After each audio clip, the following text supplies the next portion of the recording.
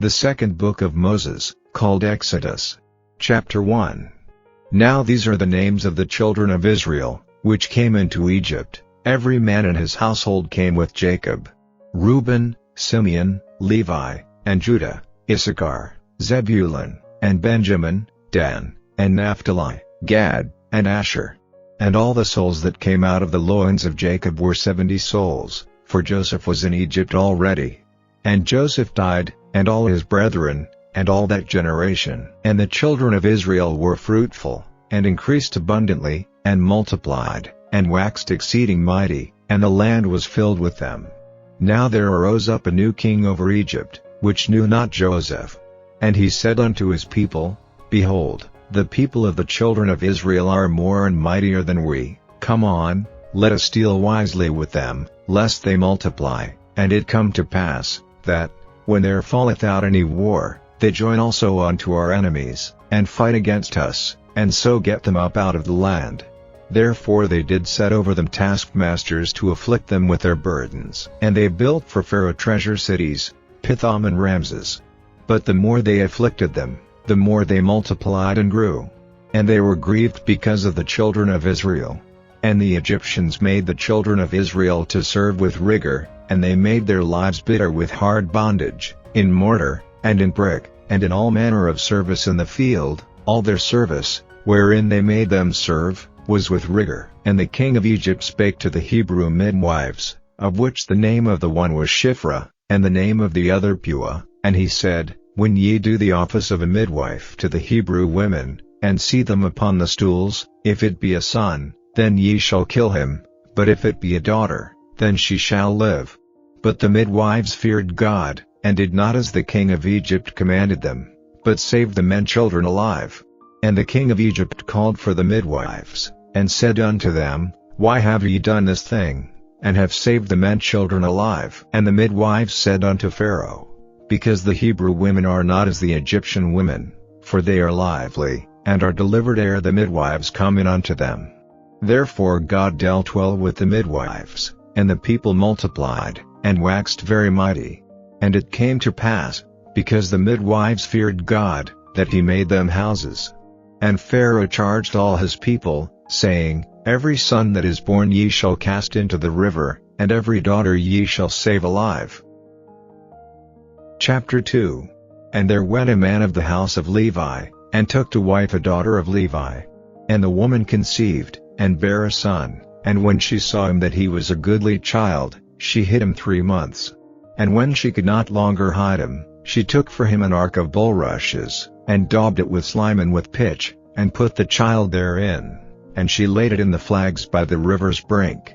And his sister stood afar off, to wit what would be done to him. And the daughter of Pharaoh came down to wash herself at the river, and her maidens walked along by the river's side, and when she saw the ark among the flags, she sent her maid to fetch it. And when she had opened it, she saw the child, and, behold, the babe wept. And she had compassion on him, and said, This is one of the Hebrews' children. Then said his sister to Pharaoh's daughter, Shall I go and call to thee a nurse of the Hebrew women, that she may nurse the child for thee? And Pharaoh's daughter said to her, Go. And the maid went and called the child's mother. And Pharaoh's daughter said unto her, Take this child away, and nurse it for me, and I will give thee thy wages. And the woman took the child, and nursed it. And the child grew, and she brought him unto Pharaoh's daughter, and he became her son. And she called his name Moses, and she said, Because I drew him out of the water. And it came to pass in those days, when Moses was grown, that he went out unto his brethren, and looked on their burdens, and he spied an Egyptian smiting an Hebrew, one of his brethren.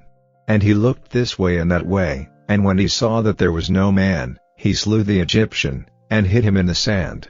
And when he went out the second day, behold, 2 men of the Hebrews strove together, and he said to him that did the wrong, Wherefore smitest thou thy fellow? And he said, Who made thee a prince and a judge over us? Intendest thou to kill me, as thou killedst the Egyptian? And Moses feared, and said, Surely this thing is known. Now when Pharaoh heard this thing, he sought to slay Moses. But Moses fled from the face of Pharaoh, and dwelt in the land of Midian, and he sat down by a well. Now the priest of Midian had 7 daughters, and they came and drew water, and filled the troughs to water their father's flock. And the shepherds came and drove them away. But Moses stood up and helped them, and watered their flock. And when they came to Reuel their father, he said, How is it that ye are come so soon today? And they said, An Egyptian delivered us out of the hand of the shepherds, and also drew water enough for us, and watered the flock. And he said unto his daughters, And where is he?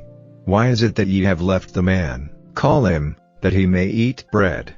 And Moses was content to dwell with the man, and he gave Moses Zipporah his daughter. And she bare him a son, and he called his name Gershom, for he said, I have been a stranger in a strange land. And it came to pass in process of time, that the king of Egypt died, and the children of Israel sighed by reason of the bondage, and they cried, and their cry came up unto God by reason of the bondage. And God heard their groaning, and God remembered his covenant with Abraham, with Isaac, and with Jacob. And God looked upon the children of Israel, and God had respect unto them. Chapter 3. Now Moses kept the flock of Jethro his father-in-law, the priest of Midian, and he led the flock to the backside of the desert, and came to the mountain of God, even to Horeb. And the angel of the Lord appeared unto him in a flame of fire out of the midst of a bush, and he looked, and, behold, the bush burned with fire, and the bush was not consumed. And Moses said, I will now turn aside, and see this great sight, why the bush is not burnt. And when the Lord saw that he turned aside to see, God called unto him out of the midst of the bush, and said, Moses, Moses. And he said, Here am I. And he said, Draw not nigh hither, put off thy shoes from off thy feet, for the place whereon thou standest is holy ground. Moreover he said, I am the God of thy father, the God of Abraham, the God of Isaac, and the God of Jacob. And Moses hid his face, for he was afraid to look upon God. And the Lord said, I have surely seen the affliction of my people which are in Egypt, and have heard their cry by reason of their taskmasters, for I know their sorrows, and I am come down to deliver them out of the hand of the Egyptians, and to bring them up out of that land unto a good land and a large, unto a land flowing with milk and honey, unto the place of the Canaanites, and the Hittites, and the Amorites, and the Perizzites, and the Hivites, and the Jebusites. Now therefore, behold, the cry of the children of Israel is come unto me, and I have also seen the oppression wherewith the Egyptians oppress them. Come now therefore, and I will send thee unto Pharaoh, that thou mayest bring forth my people the children of Israel out of Egypt. And Moses said unto God, Who am I, that I should go unto Pharaoh, and that I should bring forth the children of Israel out of Egypt? And he said, Certainly I will be with thee, and this shall be a token unto thee, that I have sent thee. When thou hast brought forth the people out of Egypt, ye shall serve God upon this mountain. And Moses said unto God, Behold, when I come unto the children of Israel, and shall say unto them, The God of your fathers hath sent me unto you, and they shall say to me, What is his name? What shall I say unto them? And God said unto Moses, I am that I am. And he said, Thus shalt thou say unto the children of Israel, I am hath sent me unto you. And God said moreover unto Moses, Thus shalt thou say unto the children of Israel, The Lord God of your fathers, the God of Abraham, the God of Isaac, and the God of Jacob, hath sent me unto you. This is my name forever, and this is my memorial unto all generations. Go, and gather the elders of Israel together, and say unto them, The Lord God of your fathers, the God of Abraham, of Isaac, and of Jacob, appeared unto me, saying, I have surely visited you, and seen that which is done to you in Egypt, and I have said, I will bring you up out of the affliction of Egypt unto the land of the Canaanites, and the Hittites, and the Amorites, and the Perizzites, and the Hivites, and the Jebusites, unto a land flowing with milk and honey.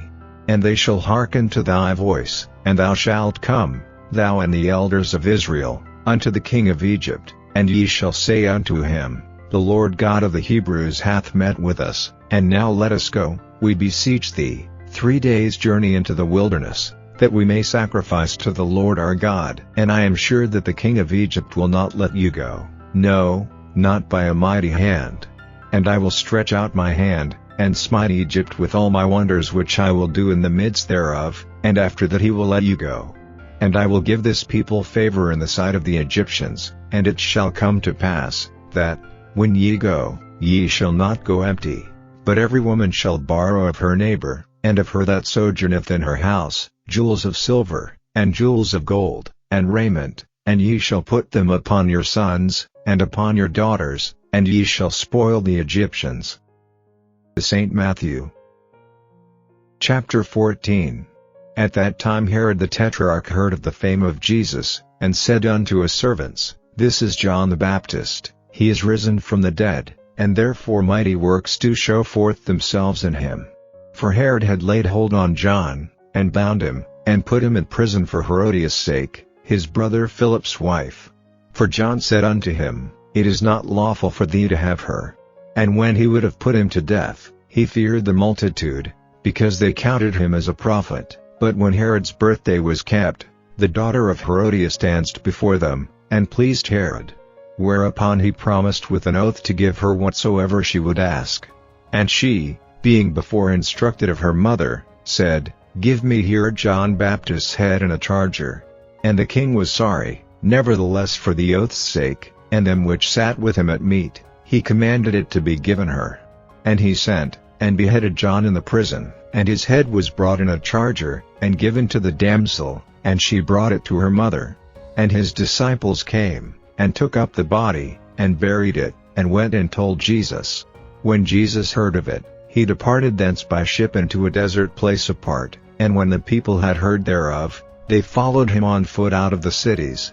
And Jesus went forth, and saw a great multitude, and was moved with compassion toward them, and he healed their sick. And when it was evening, his disciples came to him, saying, This is a desert place, and the time is now past, send the multitude away, that they may go into the villages, and buy themselves victuals.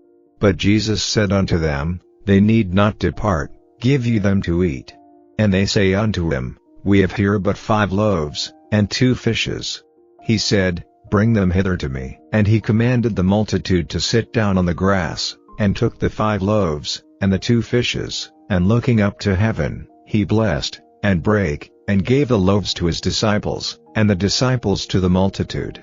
And they did all eat, and were filled, and they took up of the fragments that remained 12 baskets full.